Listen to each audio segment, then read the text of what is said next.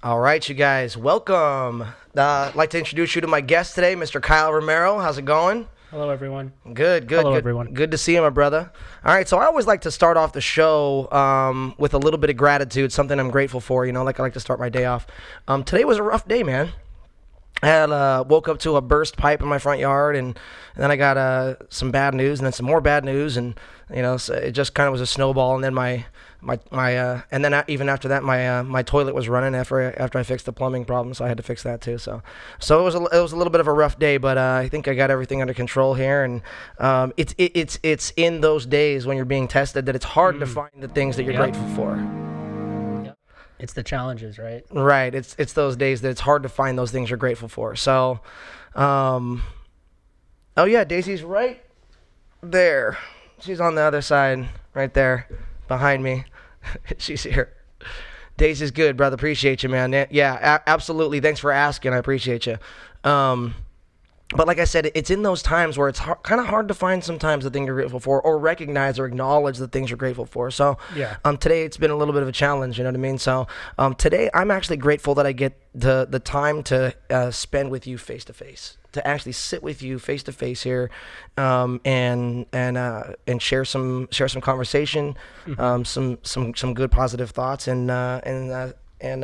yeah, so I'm very grateful that I get to spend some time with you and add a real positive note to my day, which wasn't otherwise that positive, but I really appreciate that. So why don't you tell me one of the things you're grateful for, my brother? Well, thank you, first of all. I'm definitely also grateful for this experience and interaction here and being with you, so I appreciate you. But I guess I'll tell a little story really quick about... basically, I was just on my one wheel, which I'm not sure if Eddie has told you guys, but they've seen some one wheel videos. They know what's up. Yeah. Okay, so I was on my one wheel and I fell. And so pretty hard. That was a couple of days ago, and that hurt me quite a bit, but I'm feeling better now, and so I'm grateful for the body's ability to heal. Love that. Not only from injuries like that, but, from certain, just after being sick. I felt that after being sick sometimes for a few days, and then you realize your body does get better. Sure. It does have this intelligence where it can resolve itself and heal itself. And so very grateful for that. Awesome, man. That's a great one. I love that. Kyle, like in those times where you're either in physical, pain, or you're in mental and emotional anguish, or whatever it may be. Excuse me.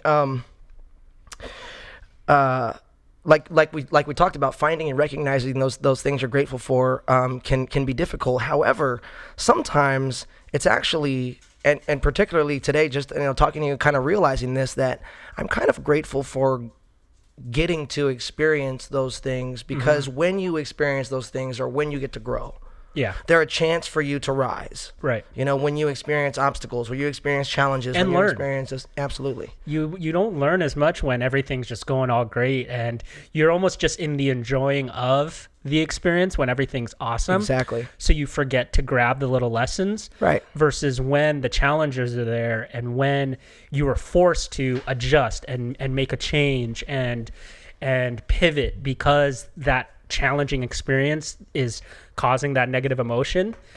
That's when you grab those lessons, because it's like, oh, I just realized this is what's causing the pain. This is what is making me uncomfortable.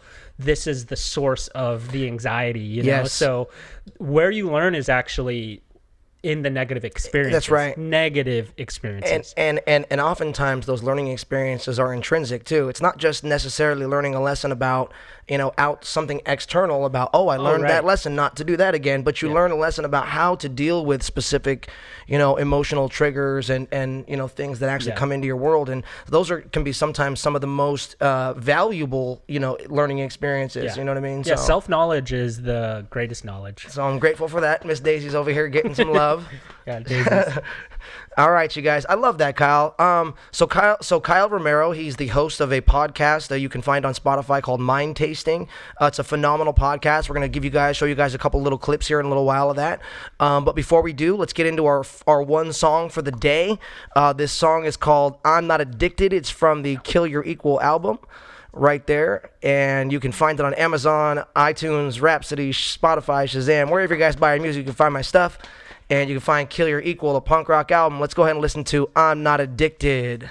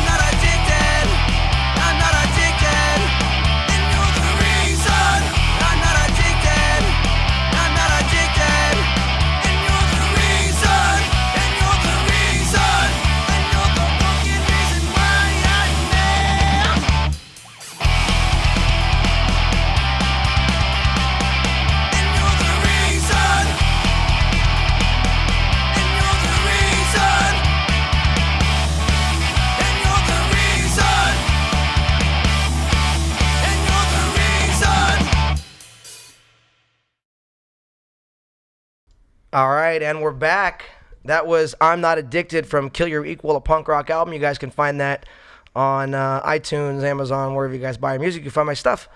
Just look for Eddie Boo's Kill Your Equal, a punk rock album. That was I'm Not Addicted. It was awesome. Thank you, my brother. I appreciate awesome. that.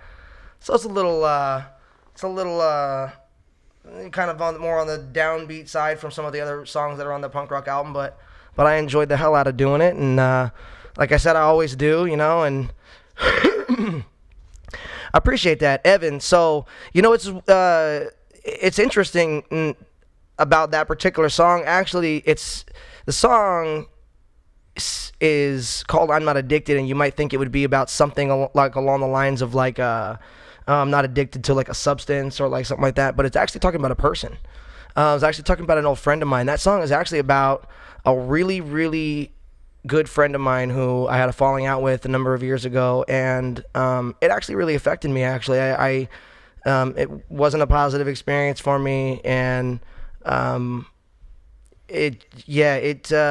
regret it. I regret not kind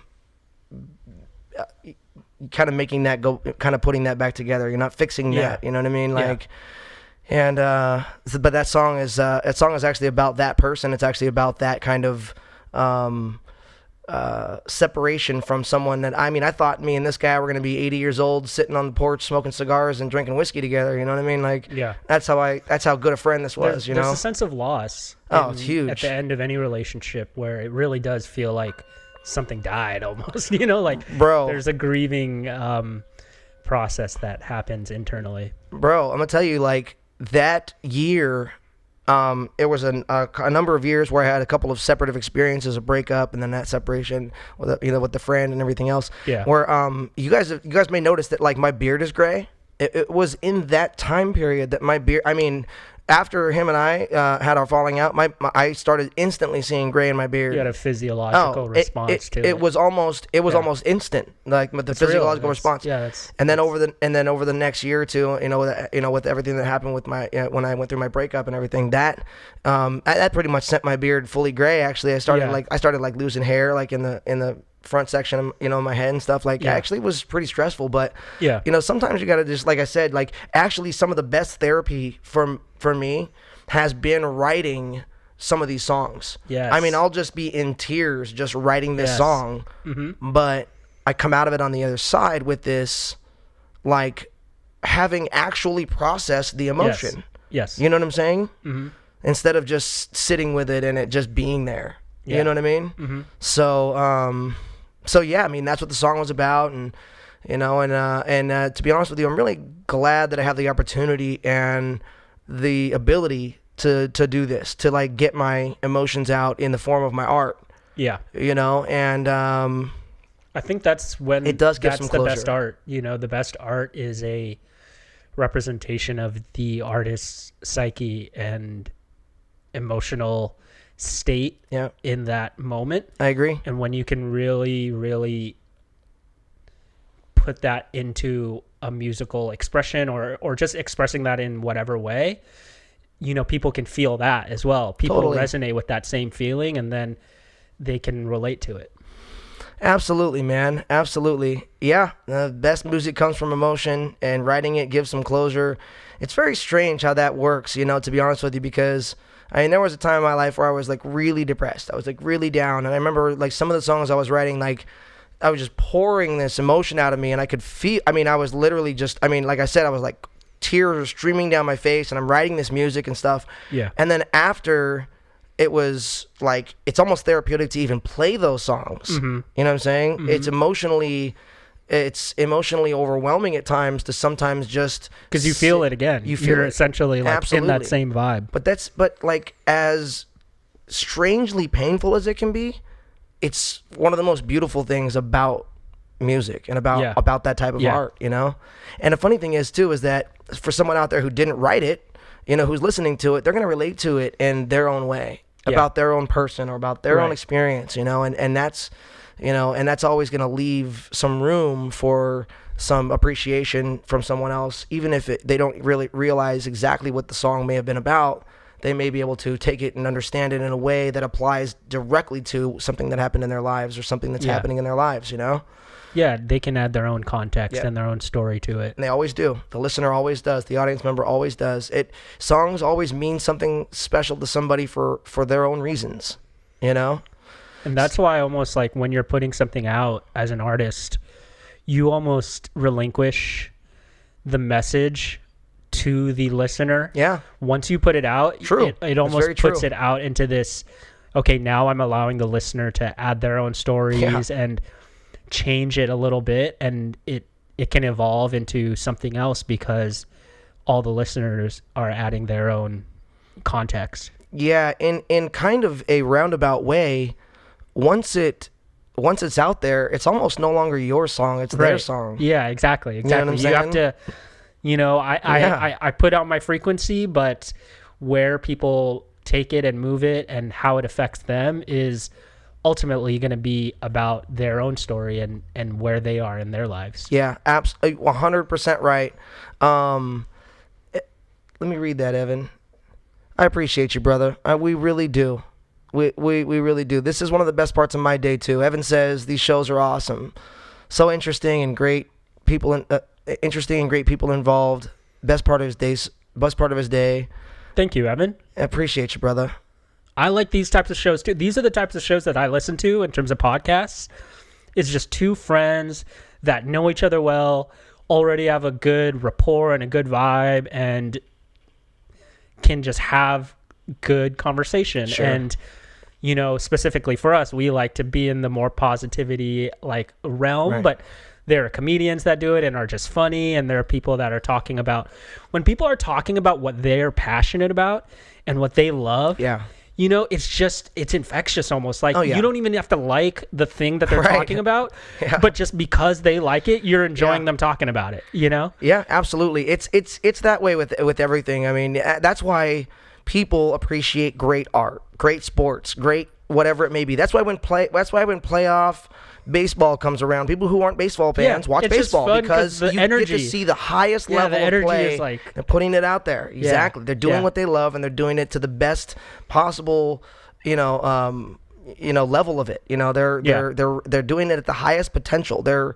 playing the sport or playing the music or creating the art at the highest possible potential that they can possibly be doing it at. And that's Right. why it's so valuable to people who are people like myself. I'm a listener. I'm an audience member. I'm an Right. appreciator of Same. art, a connoisseur. Yeah, same. You know, I'm not just a creator. You Right. know, so for everyone out there, I think that applies. You know what I mean? Yeah, So, for sure. and BJ says music has gotten me through so much in my life, you know, and I agree. B just got me through a lot too, you know, not just writing it, but listening to it. And, you know, I can remember very distinctly hearing the Tony Sly, Joey Cape acoustic split album, the very first one that ever came out. And I remember the very first time I ever heard that, I was actually in tears. My old guitar player, Mike Norton from 8 Count, came to my house one night, and he was showing the album to me, and I was absolutely in tears, and I thought to myself,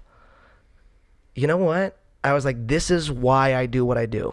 The way this is making me feel right now is why I play music. Impact that you want to have on other people. This is exactly it. And it's not often that I'm reminded of that, actually. There's been very few times in my life where I've actually had the experience to where I was like fully like rattled to my core and reminded of why I chose to play music. This is your purpose. This is your purpose. This is why you're here on this earth. You know what I mean? Hey, little reminder. This is why you're here. Very first time that ever happened to me, I had never played music, and I saw Unwritten Law and Silverchair at the Palace and knew in that instance that is what I was put on this earth to do, and I was going to do that with the rest of I'm going to learn how to play guitar and sing, and I'm going to write music, and this is it. Yeah. And then years later, I saw the Doobie Brothers play.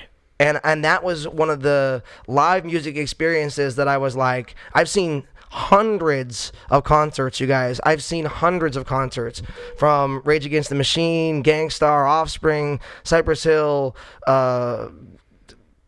No Use for a Name, Bad Religion, NoFX. You can pretty much think of every punk band out there. I've seen them. And then you want to talk about like Journey, Yes, Boston, REO Speedwagon, you know, Pat Benatar, Blue Oyster Cult, Bachman Turner Overdrive, Eddie Money, Edgar Winter Band, Steppenwolf, you know, you name it, I've seen them. 38 Special. I mean, just it doesn't matter. I've seen so many, but the Doobie Brothers were the best band I've ever seen live. It was the best show I ever saw. I saw them with Chicago at the Gibson Amphitheater, which no longer exists.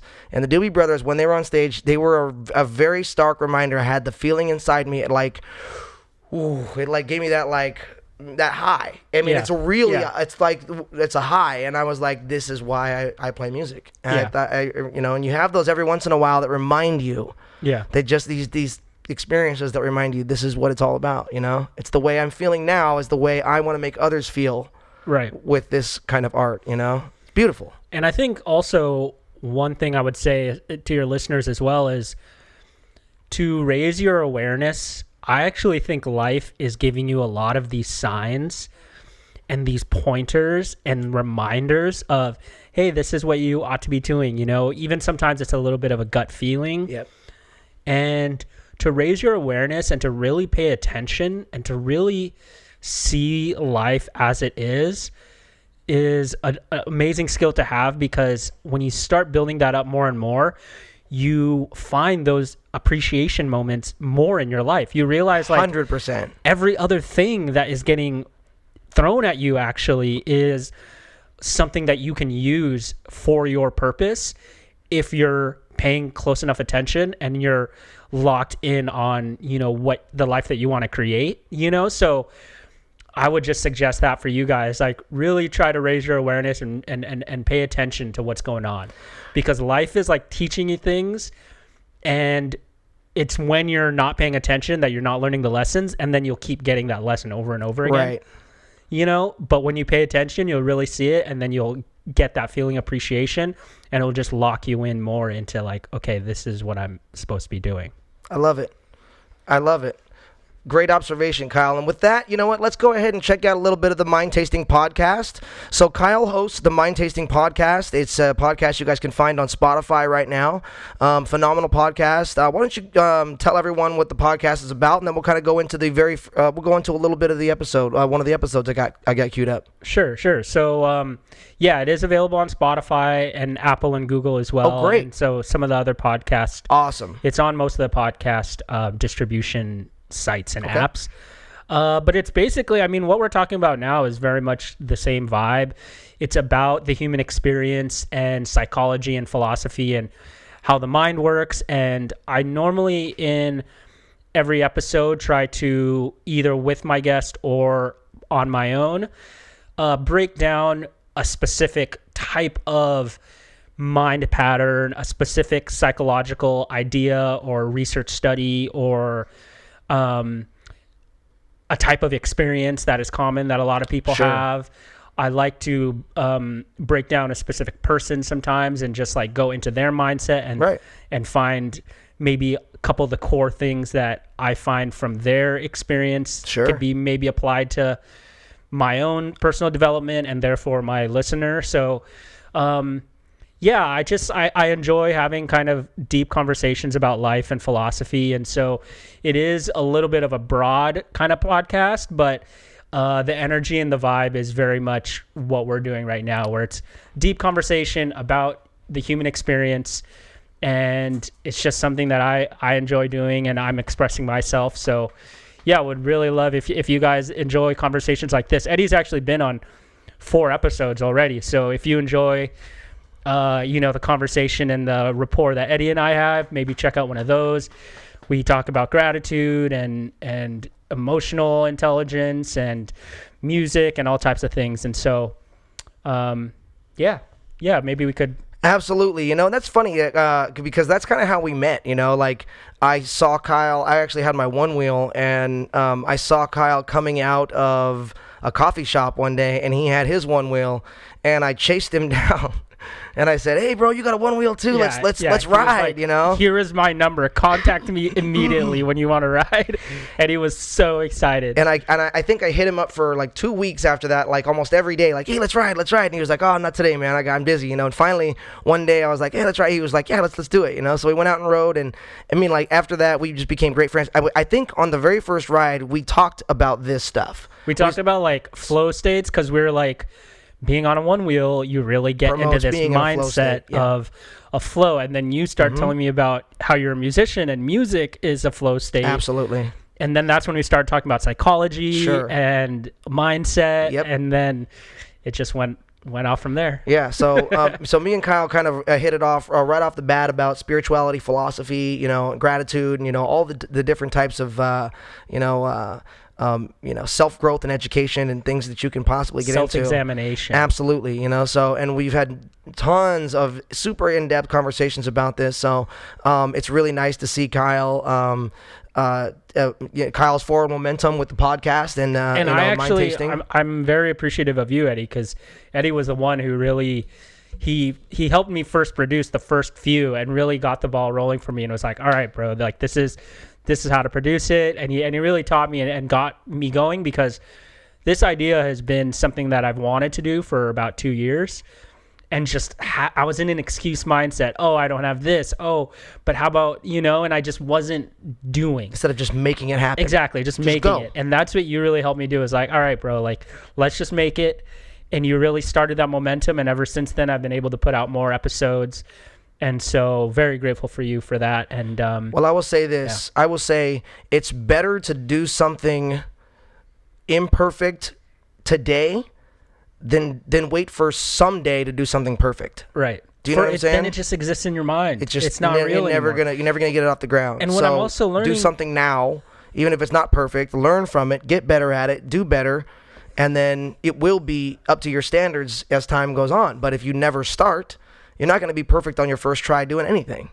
So and that's really the key. Get your hands dirty. That's really the key right there, because what happens is you want it to be perfect, but you don't realize that the only way to learn is by doing. That's correct. The learning experience. The experience is what allows you to learn. So if you just keep thinking about it, nothing's going to happen. You're absolutely right about that. And with that, let's go ahead and check out a little bit of the Mind Tasting Podcast with Kyle Romero.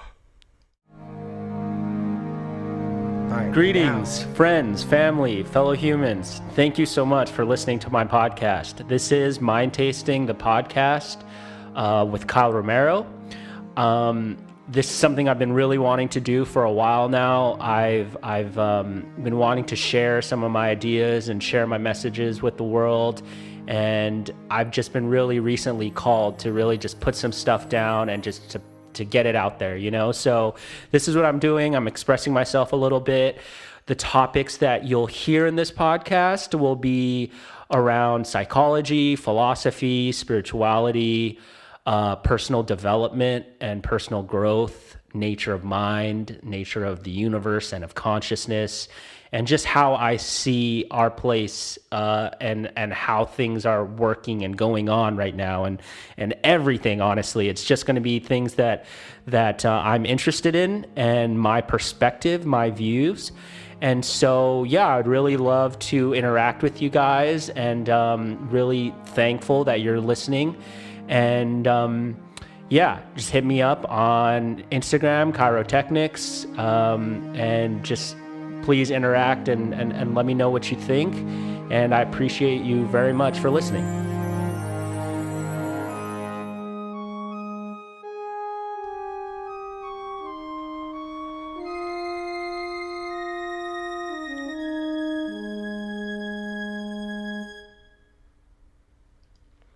All right, you guys, that was the very first episode 0 of Mind Tasting. Now let's go ahead and check out a clip from one of the episodes that Kyle and I was on. There's got to be something in your life that excites you. You would think and that, you just, right? But you're just not giving it credit. Like, you're not thinking that it's a reasonable way to.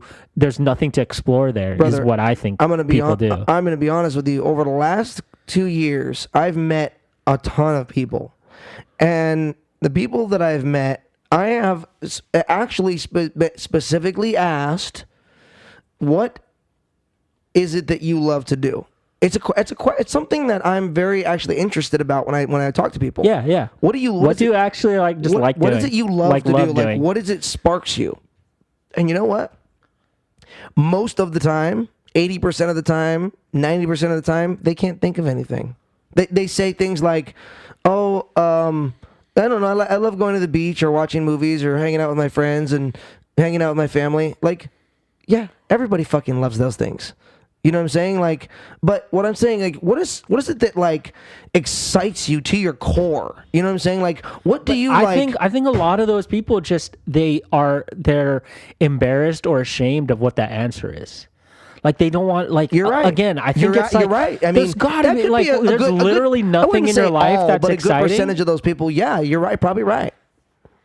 You know? I mean, yeah. I mean, but here's the thing. I hear you, though. If you don't have anything, explore, man, for sure. And look, dude, if your desire, you know, is not criminal or immoral, right, then why be ashamed of it?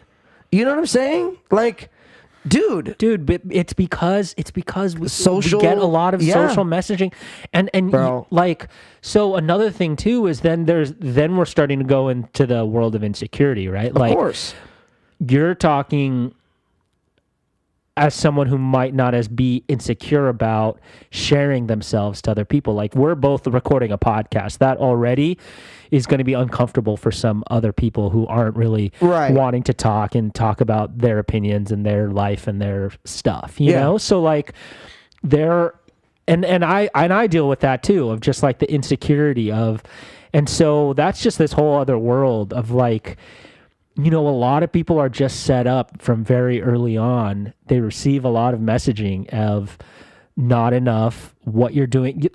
I think, you know, now I'm realizing what happens is it's hard for people to know what excites them, because when they were young, everything that they were excited about got shunned, got discouraged.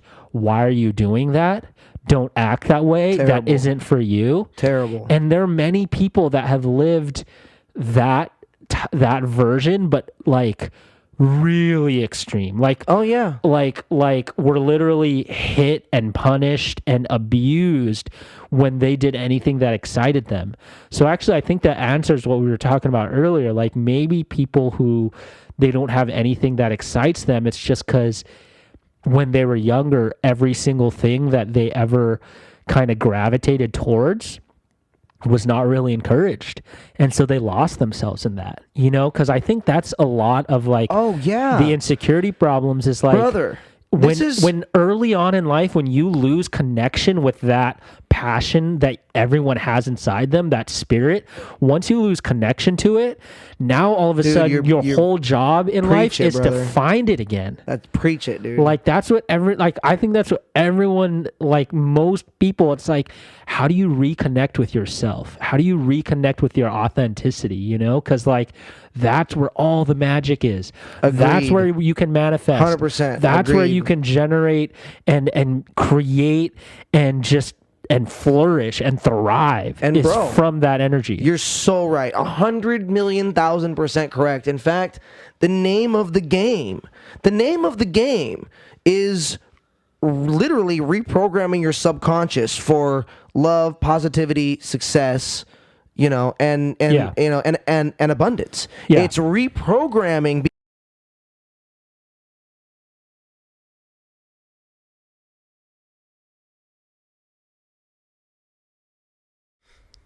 All right. You guys were back. That was a little clip from episode 4 of Mind Tasting the Podcast. I'm pretty sure that was episode 4. I'm not really sure. But the host of Mind Tasting the Podcast, Mr. Kyle Romero, very insightful. I absolutely love what you have to say. I love producing these. When you do actually do them here, some of the ones he's been producing his own, which I'm super proud of. Stoked that he's doing. I'm just doing, dude. I'm just recording it on my phone. Doing like what he has to do. Man. Yeah. Gary Vee style, just lo-fi, knocking it out, doing it big, and they sound good. It's not your phone. I listen to them. Your phone has good enough quality. Great quality, and that's it's not studio quality, but that's a testament. The content is what people are listening for anyway. A lot of times, correct. They just want to hear your thoughts and opinions about stuff, right? You know, so it really is a doing, and I've been trying to. I mentioned it before, just getting out of that excuse mindset. Of course. You know, so don't let things stop you, because it really is you letting it stop you. It's not the thing, right? Oftentimes we think the external world is what is making us do things, but that's actually a very powerless victim mentality to be in. Totally. When you empower yourself to say, okay, I am the one who chooses my response to the external world, I'm at the very least in control of how I respond. Sure. And so always empowering yourself to respond in the most appropriate way. It's the way to go, man. It's a practice. It's and that's totally why I'm just practiced. doing it. I'm just trying to do it as much as possible, you know? Dude, yeah, absolutely. And what we talk about, you know, it's so funny, like what we talk about on the podcast and we talk about here, we talk about gratitude, we talk about all the stuff that we're talking about.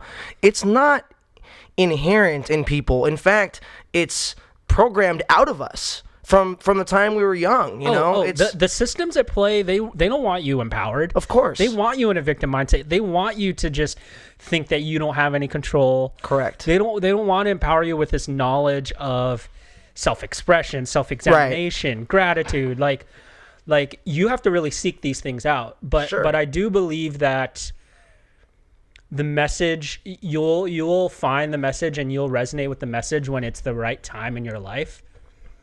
And so that's another thing too, a learning lesson I found is you don't necessarily want to shove these lessons into someone and say, hey, this is the right way. Why aren't you doing this or that?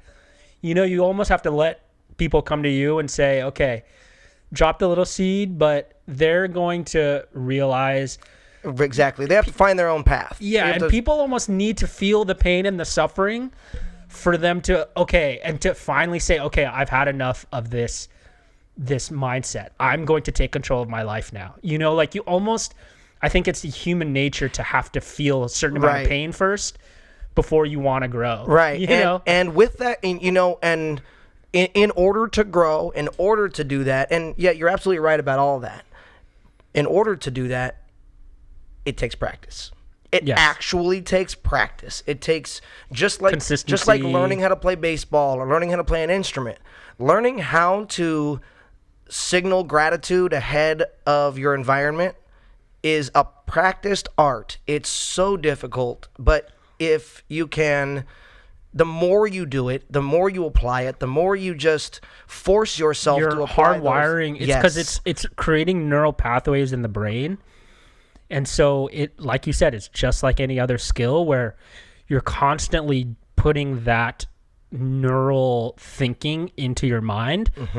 And then all of a sudden it starts going more smoothly because you've created those pathways. Exactly. You've cut those paths through the jungle of negativity, and now it's clear and it's smooth. And now you have a path, and now you know exactly your way to get there. Yeah. And it's something that like Dave Meltzer says too. Like every morning, this is something I actually have commented on your show before. Somebody I listened to, Mr. David Meltzer, actually, very influential. He has good stuff. Really great content. He said something that really resonated with me. That every morning that he finds his center was one of the first things he does.